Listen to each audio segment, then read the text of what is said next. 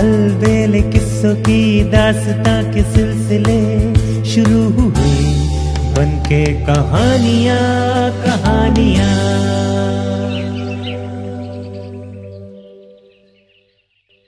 आइए सुनते हैं आज की कहानी, विश्वास का मूल्य।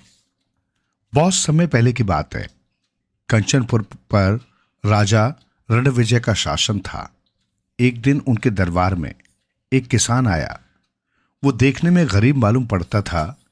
उसने राजा को सिर झुकाकर अभिवादन किया और फिर अपनी पगड़ी में से एक चमकीली मणि निकाली। राजा को मणि देते हुए बोला, महाराज, मैं गरीब किसान हूं।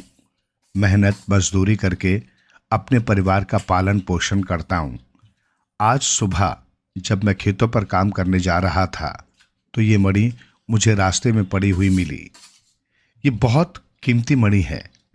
मैं ये सोचकर आपके पास आया हूं कि मुझे गरीब किसान के लिए ये किस काम की, इसको आपके खजाने में होना चाहिए। इतना कहने के साथ ही उस गरीब किसान ने वो मणि राजा को दे दी। राजा ने किसान को वहीं बैठने को कहा और स्वयं तल्लीनता से मणि को उलट पलट कर देखने लगा। मणि को गौर से देखकर वो सहसा मुस्कुराया। राजा के मुस्कुराने का रहस्य किसान की समझ में न आया। तत्पश्चात मणि को दरबारियों ने बारी बारी देखा। देखकर सभी कानाफूसी करने लगे। दरअसल किसान जिसको कीमती मणि कह रहा था वो मणि न होकर चमकीला पत्थर था। निसंदेह वो मणि बहुत कीमती है। इसकी कीमत तो हम भी नहीं आंक सकते। राजा ने किसान की ओर देखते हुए कहा। राजा की बात पर किसान धीरे से मुस्कुराया। राजा की बात सुनकर सभी दरबारी असमंजस में पड़ गए। उन्हें आश्चर्य भी बहुत हुआ, लेकिन किसी को भी कुछ कहने का साहस न हुआ। राजा ने कोषाध्यक्ष को आदेश दिया, किसान को 1000 स्वर्ण मुद्राएं देकर विदा किया जाए और इस बहुमूल्य मणि को खजाने में रखवा दें। अब तो दरबारियों के धैर्य का बांध ही टूट गया। एक मंत्री राजा के पास आया और धीरे से कहा कि महाराज, आप किसान को 1000 स्वर्ण मुद्राएं न दें, क्योंकि ये मणि न होकर एक पत्थर है और इसकी कीमत चंद स्वर्ण मुद्राओं से अधिक नहीं है। लेकिन राजा ने मंत्री को डांटते हुए कहा, आप अपने आसन पर ही बैठिए, आपसे बातें बाद में करेंगे। मंत्री सकुचाकर अपने आसन पर जा बैठा।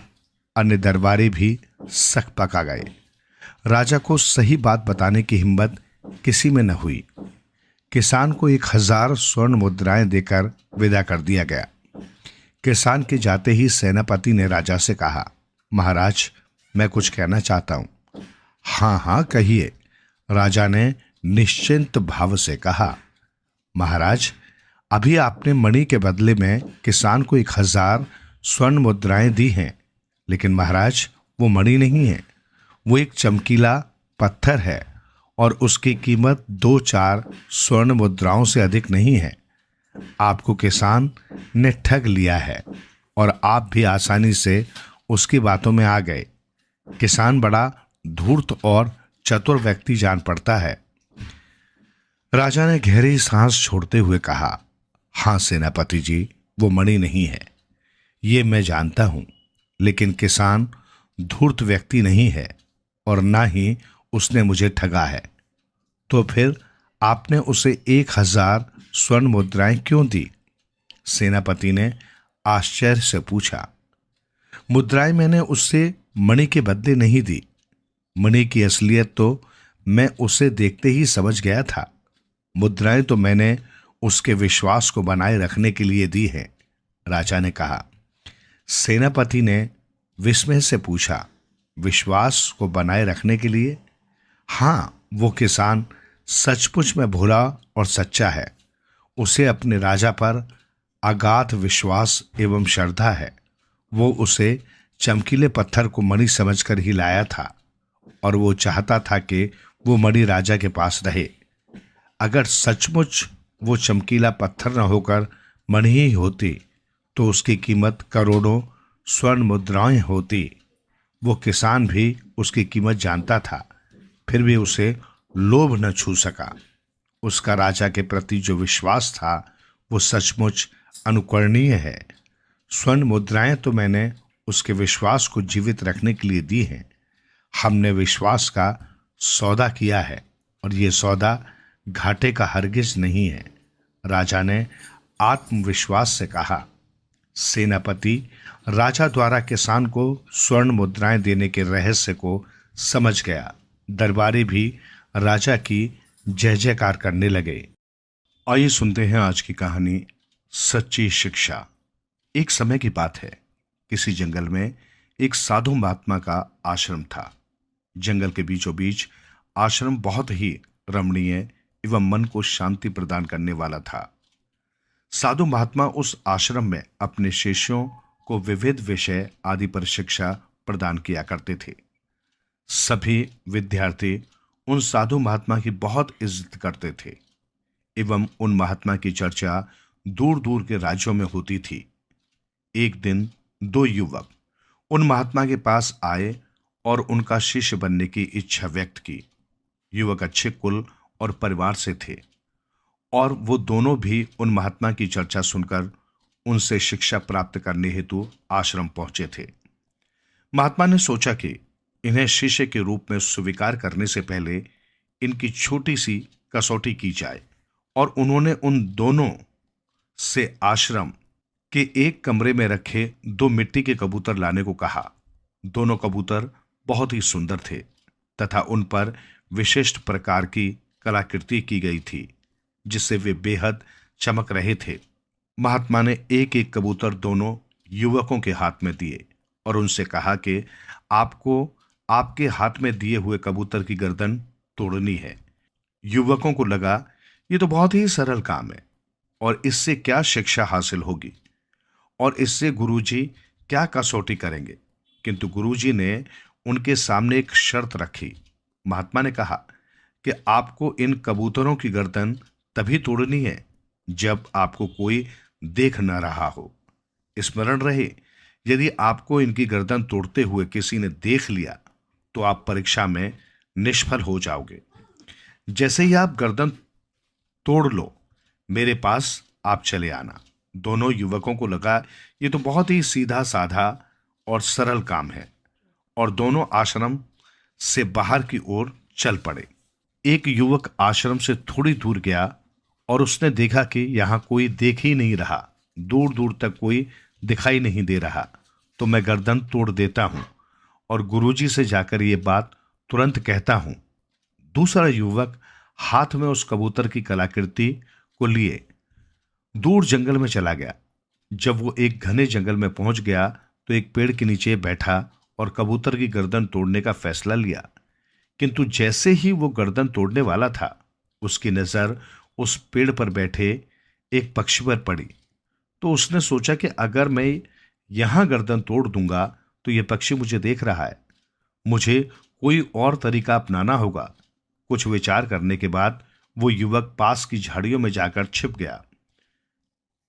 उसे लगा इन झाड़ियों में मुझे कोई नहीं देखेगा और मैं गुरुजी का दिया हुआ काम पूरा कर पाऊंगा। किंतु उसने देखा कि झाड़ियों में छोटे छोटे कीट पतंगे और मक्खियां थी, तो वो भी उसे देख रही हैं।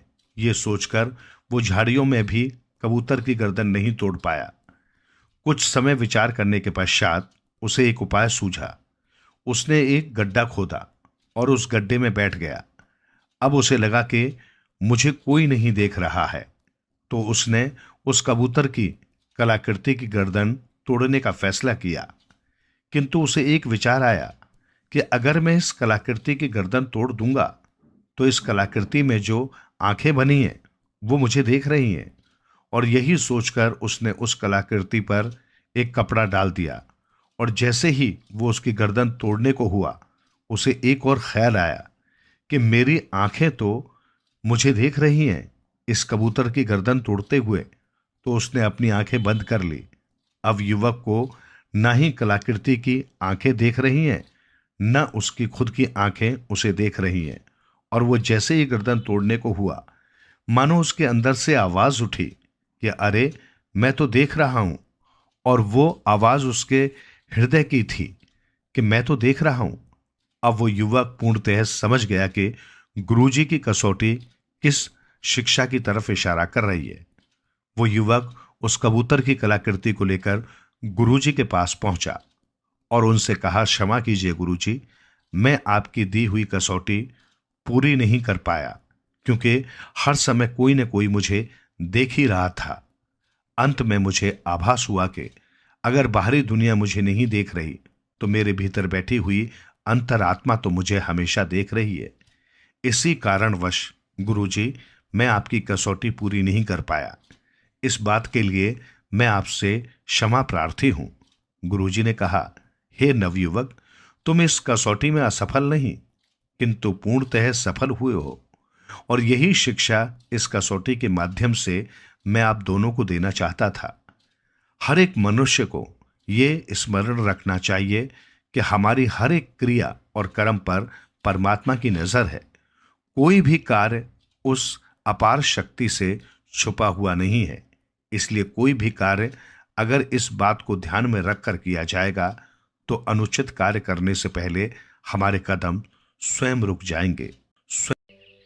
आइए सुनते हैं आज की कहानी, भगवान की लीला। हम सभी भगवान श्री कृष्ण और सुदामा की मैत्री से पूर्णतः परिचित हैं। उनकी मित्रता इस संसार के लिए एक अनूठा उदाहरण है तथा प्रेरणा स्रोत भी है। हम सभी भली भांति परिचित हैं उस प्रसंग से जब सुदामा श्री कृष्ण से मिलने द्वारिका जाते हैं। कृष्ण और सुदामा का वहां मिलन सभी को भावना से ओतप्रोत कर देता है, किंतु ये प्रसंग हमें भगवान श्री कृष्ण की अपार लीला का एक संक्षिप्त परिचय करवाता है। प्रसंग कुछ इस प्रकार है। जब सुदामा भगवान श्री कृष्ण के पास द्वारिका में कुछ दिन रुकते हैं और श्री कृष्ण अपने बचपन के मित्र की आवभगत में कोई कमी नहीं छोड़ते। दोनों मित्र घंटों अपने बचपन की और गुरु संदीपनी ऋषि के आश्रम में बिताए हुए समय की स्मृतियों पर चर्चा करते हुए कभी हंसते हैं तो कभी कभी भाव विभोर भी उठते हैं। भगवान श्री कृष्ण भी अपने मित्र के साथ अधिक से अधिक समय बिताते हैं। बड़े आनंद और उत्साह के साथ दोनों का समय व्यतीत होता है। सुबह साथ में नदी किनारे स्नान करने जाना, भोजन करना, अन्य जगहों पर विचरण करना और शेष समय में एक दूसरे से बातें करना, मानो यही अब उनकी दिनचर्या बन गई थी। एक दिन नदी में स्नान करने जाते समय सुदामा ने श्री कृष्ण से एक प्रश्न पूछते हैं कि हे कृष्ण, ये संसार तुम्हें मायावी कहता है, लीलाधर कहता है, कुछ लोग तो तुम्हें जादूगर भी कहते हैं, तो मुझे भी तुम्हारी माया का दर्शन करना है। इस पर श्री कृष्ण ने जवाब दिया कि समय आने पर अवश्य ऐसा होगा, किंतु अभी हमें शीघ्र स्नान करके महल जाना चाहिए, क्योंकि मेरी रानियों ने आज हमारे लिए विशिष्ट व्यंजन बनाए हैं और मुझे बहुत भूख लगी है। जब दोनों मित्र नदी किनारे पहुंचे और स्नान की तैयारी करने लगे, तब श्री कृष्ण ने सुदामा से पूछा कि तुम्हें याद है, गुरु आश्रम में जब हम नदी किनारे स्नान करने जाते थे तब एक शर्त लगाते थे कि नाक बंद करके पानी में डुबकी लगाएंगे और जो अधिक समय तक पानी में रहेगा वो शर्त जीतेगा तथा हारने वाले को जीतने वाले की पूरे दिन हर बात माननी होगी। तुझे याद है या तू भूल गया? इस पर सुदामा ने उत्तर दिया, कैसी बात कर रहे हो कृष्ण, मैं आज भी सुबह अपने गांव में नदी में स्नान करने जाता हूं और यदि हम शर्त लगाएंगे तो मुझे विश्वास है कि मैं शर्त जीत लूंगा। इस पर दोनों ने शर्त लगाई कि नाक बंद करके दोनों एक साथ पानी में डुबकी लगाएंगे और जो अधिक समय तक पानी में रहेगा वही विजेता होगा। दोनों मित्रों ने अपनी नाक बंद की और पानी में डुबकी लगाई। जैसे ही सुदामा ने पानी में डुबकी लगाई, उन्होंने देखा कि उनकी आंखों के सामने एक सुंदर नगर है। उस नगर में लोग नाच रहे हैं, इधर उधर भाग रहे हैं तथा एक हाथी है जिसकी सूंड में तांबे का कलश है। सभी उस हाथी के आसपास मंडरा रहे हैं। सुदामा जी बाहर निकल कर गए और किसी से पूछा कि ये सब क्या चल रहा है। इस पर उन्हें उत्तर मिला कि हमारे राज्य का राजा मर गया है और ये हमारे नए राजा के चुनाव का तरीका है। उस हाथी की सूंड में जो कलश है उसमें गंगा जल है। वो गंगा जल हाथी जिस किसी पर गिरा जाएगा वही हमारा नया राजा होगा। इतनी ही देर में वो हाथी ही सुदामा के पास आया और उसने गंगा जल सुदामा पर गिरा दिया। सभी लोग उल्लास में जोर जोर से चिल्लाने लगे, नए राजा की जय हो, नए राजा की जय हो। सुदामा ने कहा, अरे भाई, मैं एक ब्राह्मण हूं, मुझे इस राजपाट से क्या काम। इस पर एक व्यक्ति ने कहा कि विधाता ने आपको हमारे नए राजा के रूप में चुना है, अब आपको इस राज्य की बागडोर संभालनी ही होगी। कुछ विचार करने पर सुदामा ने सोचा कि पूरा जीवन एक गरीब ब्राह्मण के तौर पर बिताया है, आज राजा बनने का मौका मिल रहा है तो अवश्य ही इसमें भी ईश्वर की कोई इच्छा है। और सुदामा जी उस राज्य के राजा बन गए। पूरे दिन उनके राज्य अभिषेक समारोह में बीता तथा विभिन्न मंत्रियों एवं सलाहकारों से उन्होंने भेंट की। शाम को वे अपने महल में गए। जब महल में पहुंचे तो एक सुंदर स्त्री ने उनका स्वागत किया। सुदामा ने कहा, देवी, आप कौन हैं? इस पर स्त्री ने कहा, मैं आपकी रानी हूं। इस पर सुदामा ने कहा कि मैं पहले से ही विवाहित हूं, तो दूसरी स्त्री को अपनी रानी के रूप में कैसे स्वीकार कर सकता हूं। तब रानी ने कहा कि विधाता ने आपको इस राज्य का राजा चुना है तो आपको मुझे भी स्वीकार करना ही होगा। कुछ समय विचार करने के पश्चात ईश्वर की मर्जी समझकर सुदामा ने रानी को स्वीकार कर लिया। अब सुदामा बड़े आराम से उस राज्य का शासन करने लगे, मानो अपने पुराने वक्त को भूल ही चुके हों। कुछ महीनों पश्चात रानी का स्वास्थ्य खराब होने लगा। सभी प्रकार के वैद्य और हकीमों को बुलाया गया, किंतु रानी की तबीयत में कोई सुधार नहीं आया और वो स्वर्ग सिधार गई। जब रानी के अंतिम संस्कार की तैयारी होने लगी तब सुदामा के राज्य का प्रधानमंत्री उनके पास आया और बोला, महाराज, हमारे राज्य का एक रिवाज है, जब रानी मर जाती है तो राजा को उसके साथ सता होना पड़ता है। सुदामा ने कहा, यह कैसा रिवाज है? मैं इस रिवाज को नहीं मानता। मंत्री ने कहा, महाराज, आपको हमारे राजा बनने का रिवाज पसंद आया था और आप राजा बने, अब ये रिवाज भी आपको निभाना होगा। सुदामा बहुत घबराए और वहां से भागने लगे। मंत्री के कहने पर सिपाहियों ने उन्हें पकड़ा। 2 सिपाहियों ने हाथ पकड़े और 2 सिपाहियों ने पैर तथा रानी की जलती चिता के सामने 1, 2, 3 करके उन्हें जलती चिता में फेंका। सुदामा जोर से चिल्लाने लगे, कृष्ण बचाओ, और एकदम से पानी से बाहर निकले। अत्यंत घबराए हुए और लाल मुख से उन्होंने श्री कृष्ण की तरफ देखा, जो स्नान कर चुके थे और एक वस्त्र से अपना शरीर सुखा रहे थे। सुदामा को देखकर उन्होंने कहा कि कितनी देर से तुम नदी में थे? मैं मानता हूं कि मैं शर्त हार गया, अब जल्दी चलो, मेरी रानियां भोजन पर हमारा इंतजार कर रही होंगी। सुदामा ने हाथ जोड़कर पूछा, हे कृष्ण, ये सब क्या था? इस पर एक हल्की सी मुस्कान के साथ श्री कृष्ण ने उत्तर दिया कि अभी थोड़ी देर पहले ही तुमने कहा था ना, मुझे तुम्हारी माया के दर्शन करने हैं, तो मैंने तुम्हें थोड़े से दर्शन करवा दिए। कभी और वक्त मिलेगा तो पूरा दर्शन करवा दूंगा, किंतु अभी हमें चलना चाहिए। सुदामा जी आश्चर्यचकित मुद्रा में नदी में खड़े रह गए और श्री कृष्ण को प्रणाम करते हुए कहा, आपकी लीला का कोई पार नहीं है। धन्य हैं आप और धन्य हूं मैं, जिसके पास आप जैसा मित्र है। आइए सुनते हैं आज की कहानी, अनोखा दहेज। बहुत समय पहले की बात है। किसी नगर में शेर सिंह नामक एक बहादुर राजपूत रहता था। अपनी जिंदगी में उसने अनेक लड़ाइयों में अपने जौहर दिखलाए थे और कई युद्ध भी जीते। अब उसका अंतिम समय निकट आ गया था और वो मौत की आखिरी घड़ियां गिन रहा था। उसके बेटे अजय सिंह और अजीत सिंह उसके बिस्तर के पास खड़े थे। कुछ दिनों पश्चात शेर सिंह चल बसा। सारी जिम्मेदारी अजय सिंह के ऊपर आ गई। अजय सिंह अपने छोटे भाई अजीत सिंह को बहुत चाहता था। उसे अपने भाई पर गर्व था, मगर अजय की पत्नी अजीत को उतना पसंद नहीं करती थी। उसका विचार था कि अजीत को खेती के काम में अजय की मदद करनी चाहिए। वो सोचती कि सारा काम उसके पति को ही क्यों करना पड़े। एक दिन अजीत सिंह लौटकर घर आया और भाभी से खाना मांगने लगा। उसकी भाभी ने चिल्लाकर कहा, रसोई में जाकर निकाल क्यों नहीं लेते? तुम्हारे सारे काम मैं ही क्यों करती फिरूं? अजीत ने कुछ जवाब नहीं दिया। वो चुपचाप रसोई घर में गया और खाना निकालकर अकेले ही खाने बैठ गया। उस दिन उसकी भाभी ने उसके खाने में जानबूझकर नमक नहीं डाला था। जो ही उसने पहला कौर मुंह में रखा, मुंह का स्वाद बिगड़ गया। अजीत ने पूछा। क्यों भाभी, क्या कारण है जो आज आपने खाने में नमक ही नहीं डाला? कितना बेस्वाद लग रहा है। मैं कोई तुम्हारी रसोइया हूं? अगर तुम्हें नमक डाला हुआ सुस्वाद खाना चाहिए तो जाकर सांभर की राजकुमारी से शादी क्यों नहीं कर लेते? उसकी भाभी ने जवाब दिया। अजीत सिंह ने कहा, तो आप ये चाहती हैं? अच्छी बात है, मैं ऐसा ही करने जा रहा हूं। मैं सौगंध लेता हूं कि सांभर की राजकुमारी से शादी करने के बाद ही घर लौटूंगा। राजमहल में पहुंचकर उसने राजा से निवेदन किया, महाराज, मैं आपके दरबार में नौकरी करने आया हूं। राजा ने अजीत सिंह की ओर देखा। अजीत सुंदर, सुडौल और ताकतवर नवयुवक था। राजा को एक ही नजर में भा गया।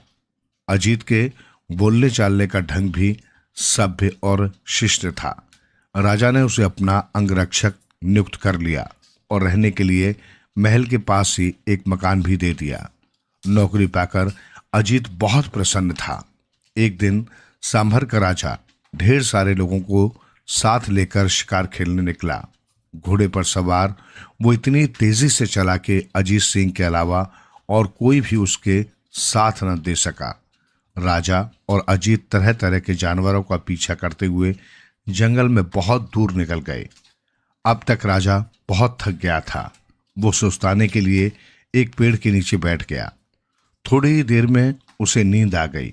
जंगल में बहुत से खतरनाक जंगली जानवर थे, इसलिए अजीत सिंह तलवार म्यान से निकालकर राजा की पहरेदारी करने लगा। अचानक सामने की झाड़ियों में से एक चीता निकला। राजा की नींद खुल गई। वो उठकर बैठ ही रहा था कि चीते ने उसकी ओर छलांग लगा दी, मगर अजीत सिंह बला की फुर्ती से झपटा और चीते से भिड़ गया। दोनों जान की बाजी लगाकर लड़ने लगे। थोड़ी देर की भयानक लड़ाई के बाद अजीत सिंह ने चीते को मार गिराया, लेकिन उसके मरते ही खुद बेहोश होकर जमीन पर गिर पड़ा। कई दिन तक अजीत की हालत में कोई सुधार नहीं हुआ। लोग ये सोचने लगे कि वो बचेगा नहीं। राजा रानी उसे बहुत चाहने लगे थे। उन्हें अजीत सिंह की बड़ी चिंता थी। उनके अलावा राजकुमारी को भी उसकी उतनी ही फिक्र होने लगी थी, क्योंकि इतने दिनों में उसे भी अजीत से प्यार हो गया था। कुछ दिन बाद अजीत स्वस्थ हो गया। चारों ओर खुशी की लहर सी दौड़ गई। एक दिन राजा ने अजीत सिंह को अपने पास बुलाकर कहा, अजीत, मुझे बचाने के लिए तुमने अपनी जिंदगी की बाजी लगा दी। इसके लिए मैं तुम्हें किस तरह धन्यवाद दूं, समझ में नहीं आता। अजीत ने जवाब दिया, महाराज, मैंने तो अपना कर्तव्य निभाया है। मैं तो भविष्य में भी खुशी से ऐसा करने को तैयार हूं। अपने बहादुर अंगरक्षक की बात से राजा बहुत प्रसन्न हुआ। वे बोले, तुम्हें ये जताने को कि मैं और महारानी तुम्हें कितना चाहते हैं, हमें सिर्फ एक ही उपाय नजर आता है कि हम तुम्हारे साथ राजकुमारी की शादी कर दें। क्या तुम्हें ये मंजूर होगा? महाराज, ये मेरे लिए बड़े सम्मान की बात है। आपकी इस कृपा के लिए मैं आपका बहुत आभारी हूं। राजकुमारी से विवाह करना मेरे लिए सौभाग्य की बात होगी, अजीत सिंह ने जवाब दिया। मगर तभी अजीत सिंह ने राजा के पास आकर एक विचित्र निवेदन किया, महाराज, मुझे सोना, चांदी और आभूषण कुछ नहीं चाहिए। दहेज में मैं सिर्फ एक चीज चाहता हूं। क्या चीज चाहते हो? राजा ने चकित होकर पूछा। अजीत सिंह ने उत्तर दिया, महाराज, अगर आप मुझे सांभर नामक से लदे हुए 100 ऊंट दहेज में दे दें तो आपका बड़ा ही आभार मानूंगा। इस अजीब मांग से राजा और रानी दोनों ही बड़े चकित हुए, परंतु जब अजीत सिंह ने नमक का ही दहेज लेने पर जोर दिया तो वे भी मान गए। अजीत सिंह को घर छोड़े कई वर्ष बीत चुके थे। जैसे ही अजय सिंह को पता लगा कि उसका छोटा भाई घर वापस आ रहा है, वैसे ही वो दौड़ा दौड़ा उससे मिलने पहुंचा। दोनों भाई गले मिले तो खुशी के कारण उनकी आंखें छलछला आईं। इसके बाद अजीत अपनी दुल्हन को लेकर भाभी के पास आया। भाभी के पैर छूकर उसने कहा, ये मेरी पत्नी है, सांभर की राजकुमारी। ये घर के सारे कार्यों में आपकी सहायता करेगी। इसके अलावा दहेज में मुझे इतना नमक मिला है कि जीवन भर खत्म नहीं होगा। ये सुनकर अजीत की भाभी रोने लगी। उसे वर्षों पूर्व कही गई अपनी बात पर बहुत अफसोस था। उसने बड़े ही प्रेम से राजकुमारी बहू का स्वागत किया। उसे इस बात की प्रसन्नता थी कि जो कुछ भी हुआ उसका अंत भला ही हुआ। आइए सुनते हैं आज की कहानी, सबसे सुखी व्यक्ति। बहुत समय पहले की बात है। जयनगर राज में राजा विक्रम सिंह शासन करता था। राजा को धन दौलत की कोई कमी नहीं थी। खजाना स्वर्ण मुद्राओं से भरा पड़ा था। बहुत ही सुंदर और आलीशान महल था, परंतु ये सब होने के बावजूद भी राजा प्रसन्न नहीं था। उसने प्रसन्न रहने के लिए सुख सुविधा की तमाम चीजें जुटाई। पुराने महल की जगह एक संगमरमर के पत्थरों से जड़ित महल बनवाया। महल में तमाम सुख सुविधाओं का प्रबंध किया। उसने पड़ोसी राज्य विक्रम नगर के राजा अजय सिंह की सुंदर पुत्री राजकुमारी सुकन्या से विवाह रचाया, परंतु राजा विक्रम सिंह के मन को शांति नहीं मिली। वो हमेशा इसी सोच में डूबा रहता था कि क्या उपाय किया जाए जिससे कि उसे शांति और सुख मिल जाए। धीरे धीरे समय बीतता रहा। समय बीतने के साथ साथ राजा विक्रम सिंह को सुखी रहने का कोई उपाय नजर नहीं आया। तो एक दिन उसने अपने दरबारियों को झिड़क दिया। वो बोला, तुम इतने लोग दरबार में बैठे हो, तुम्हें इस बात का पता क्यों नहीं है कि मैं सुखी क्यों नहीं रह पाता हूं? आप लोग कोई उपाय क्यों नहीं बताते कि मुझे क्या करना चाहिए? राजा विक्रम सिंह को गुस्से में देखकर सारे दरबारी सहम गए थे। उनमें से एक दरबारी, जो बुद्धि से तेज माना जाता था, ने हिम्मत कर कहा, महाराज, मेरी आपको एक सलाह है। आप जब भी कोई काम नहीं कर रहे हो तब आपको कोई खेल खेलना चाहिए। इससे आपको सुख प्राप्त होगा। इस पर राजा क्रोधित हो गया। नहीं, मैं ऐसा थका देने वाला काम नहीं कर सकता। तब एक दूसरे दरबारी ने कहा, महाराज, आपको खाली समय में नीले आकाश को निहारना चाहिए।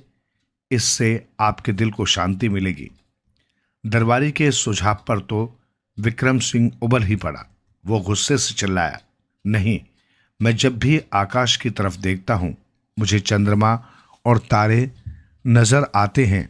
उनको देखकर क्रोध से मेरा हृदय फटने लगता है, क्योंकि मैं उन्हें किसी भी प्रकार से प्राप्त नहीं कर सकता।